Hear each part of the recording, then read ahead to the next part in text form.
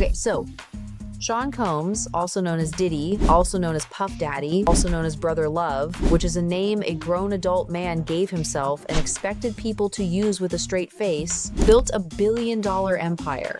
Music, alcohol, fashion, television, and somewhere between the Ciroc deals and the MTV Awards, federal agents arrested Sean Combs, raided his homes, seized evidence, and hit him with federal charges, including sex trafficking and racketeering. Now, every channel on YouTube is covering the parties and the freak-offs. We are not doing that today. Today we follow the money, because the money is actually the most disturbing part of this whole story, and nobody is talking about it. I got you, homie! My name is Lana X, and today we go inside the billion-dollar machine that allegedly ran on coercion, extortion, and the oldest trick in the corporate playbook, paying people enough to stop asking questions. Let's start with the money, because the money is genuinely impressive. At his peak, Forbes estimated Diddy's net worth at over $1 billion. He had a stake in Ciroc vodka through a deal with Diageo, one of the largest alcohol companies on earth, a stake in De Leon tequila, Sean John clothing, Revolt TV, his own cable network, Bad Boy Records, one of the most successful labels of the 90s and 2000s. On paper, a genius, a self-made billionaire, the American dream in a white suit. Now let me tell you what was allegedly happening underneath that paper. He's beginning to believe. In 2023, Diageo sued Diddy. Diageo, the company that made him a billionaire, the company whose vodka he promoted on every red carpet for 15 years. That Diageo sued him. The Diageo lawsuit alleged that Diddy used his ownership stake in Ciroc and De Leon as leverage to extort the company, meaning he allegedly threatened Diageo, give me more money, more marketing spend, more control, or I will use my platform, my celebrity, my entire public presence to destroy your brand. The man was already worth $1 billion. And he allegedly looked Diageo in the face and said, actually, give me more or I will burn this down. Sir, you have Ciroc money. You have tequila money, you have cable network money, and you are sitting there threatening a multinational corporation like a man who just got cut off at the bar. Bro, come on now, dawg.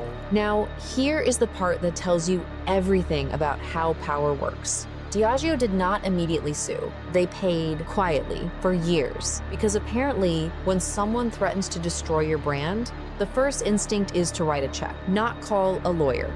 Okay.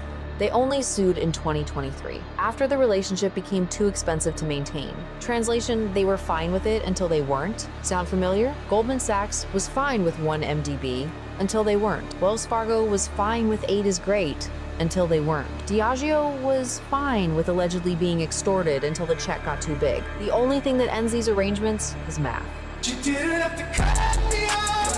Now, let's talk about Bad Boy Records, because the label is where the money story gets genuinely dark. Multiple Bad Boy Records artists who were signed have come forward claiming their contracts were, let's say, aggressively unfavorable. Mase, one of the biggest rappers of the late 90s, left the music industry entirely and became a pastor. He later said that his Bad Boy contract essentially meant he was working for free. Emotional damage! Now, in the music industry, bad contracts are not exactly breaking news. Labels have been robbing artists since the invention of the record player. That is basically the industry's founding principle. But here is what makes Bad Boy different. Multiple people have described an environment where saying no was not really an option.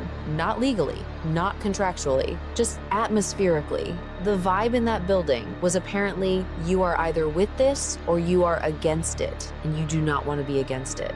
We don't do that here. That is not a record label. That is a business model built on the assumption that nobody will leave. Same reason 1 MDB employees kept moving money. When the system is designed so that the only exit is a cliff, most people stay inside. It is what it is. Now, let's talk about Usher and Diddy. Usher lived at Diddy's home as a teenager, as part of what the industry called an internship arrangement.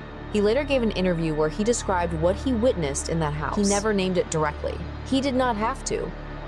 Huh? The man described his teenage years in that house on camera with the energy of someone doing their absolute best not to say the actual words. And the entire internet understood exactly what he meant. That is not an interview. That is a trauma response dressed up in press tour energy. And then there is 50 Cent and Diddy. 50 Cent has been saying publicly for years, long before the arrest, that something was very wrong. He was called bitter, jealous, messy. Nobody listened. Funny how the man who was the loudest turned out to be the most right. September 2024, Sean Combs arrested in New York. The Diddy federal indictment, sex trafficking, racketeering, transportation to engage in prostitution.